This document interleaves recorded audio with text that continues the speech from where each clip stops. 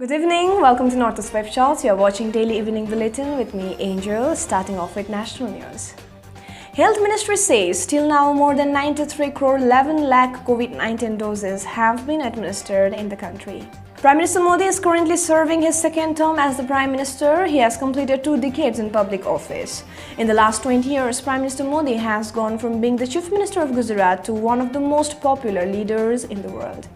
Air India Pilots Union has written to the top management of the airline seeking reversal of pay cuts that were imposed during the coronavirus pandemic. They said that the disproportionate pay cuts they are receiving for the last 18 months should be rolled back.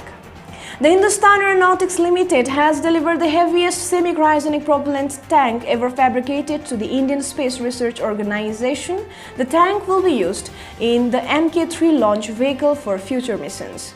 Uttar Pradesh, 15 persons were killed and 26 were injured when a double-decker bus collided head-on with a truck in Deva police station area of Barabanki district on Thursday morning. The private bus carrying 55 passengers on board was on its way to Bariak from Delhi. The truck came from the wrong side and tried to save a stray cow on the road, lost control and rammed into bus. Jammu and Kashmir, 5 civilians have been killed in 3 days, including Makhan Lal Bindro, a Kashmiri Pandit and prominent chemist, and Mohammad Safi, the president of a taxi stand, and 2 teachers. Police sources say the manner in which terrorists executed the killing showed ISIS and Taliban imprint.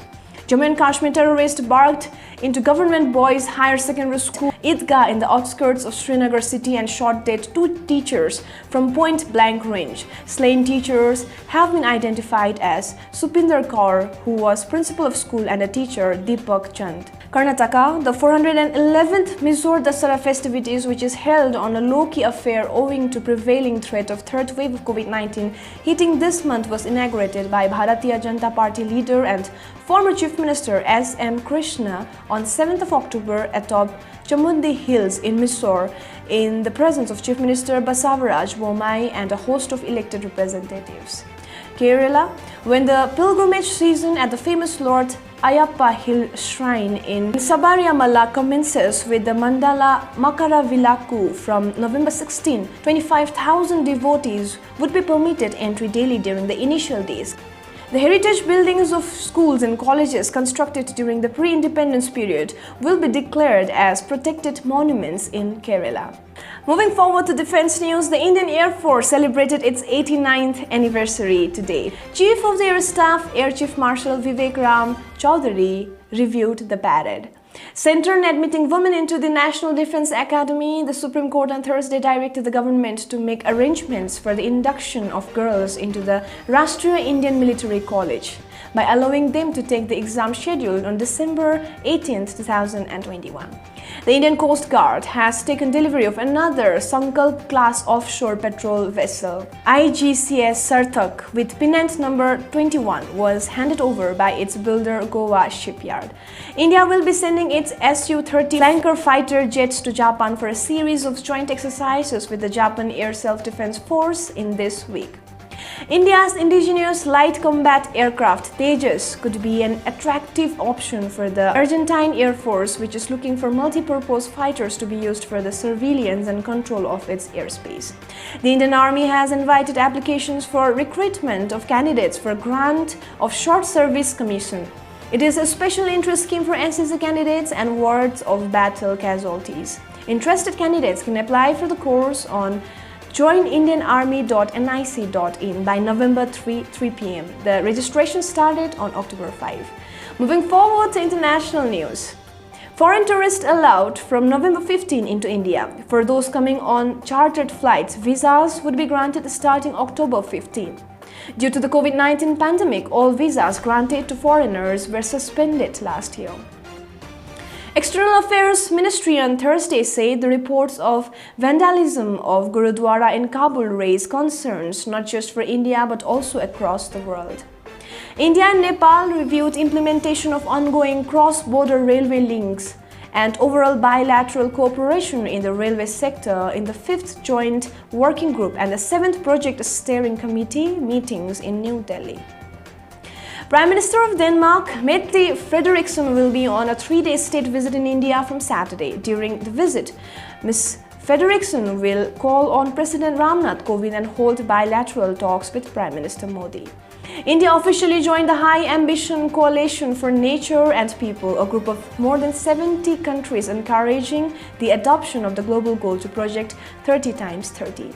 From 11th of October, no quarantine for Indian travellers to UK who are double jabbed with Covishield or any other UK-approved vaccine, Alex Ellis, British High Commissioner to India, stated. Moving forward to world news, Tanzanian-born novelist Abdul Razak Gumrah, whose work touches colonialism and refugee life, on Thursday won the Nobel Literature Prize. NASA's Deep Space Atomic Clock, which has since 2 years pushed the timekeeping frontiers in space, has successfully ended its mission. In Pakistan, at least 20 people were killed and 300 others injured in an earthquake which hit different parts of Balochistan on 7th of October morning. The earliest tremors were felt at 3:20 am. The magnitude of the quake was measured at 5.9 on the Richter scale. Pfizer asked US to allow COVID-19 vaccines to children under 12 years of age. The FDA will decide it. Is it safe or not for young and adults? Moving forward to sports news, wrestling. Anshu Malik scripts history as she becomes the first Indian woman to win a silver medal in the World Wrestling Championships in the women's 57 kg in Oslo, Norway. Meanwhile, another Indian grappler, Sarita Moore, 59 kg, also won a bronze medal for the nation. Neeraj Chopra's javelin receives highest bid of rupees 1.5 crore in e-auction of prestigious gifts and mementos presented to Prime Minister Modi. The proceeds of the e-auction go to Namami Gange mission. At the end, COVID update national. India has reported 21,257 new COVID-19 cases and 271 deaths in a span of 24 hours, the Union Health Ministry said on Friday. The current recovery rate is 97.96%, highest since March 2020, it stated. With this, we come to an end of today's news headlines. Thank you so much for tuning in. For more updates, keep watching Northeast Web Shots. We are also available in Facebook, Instagram, Twitter, and YouTube. With this is Angel signing off for now. Have a good night.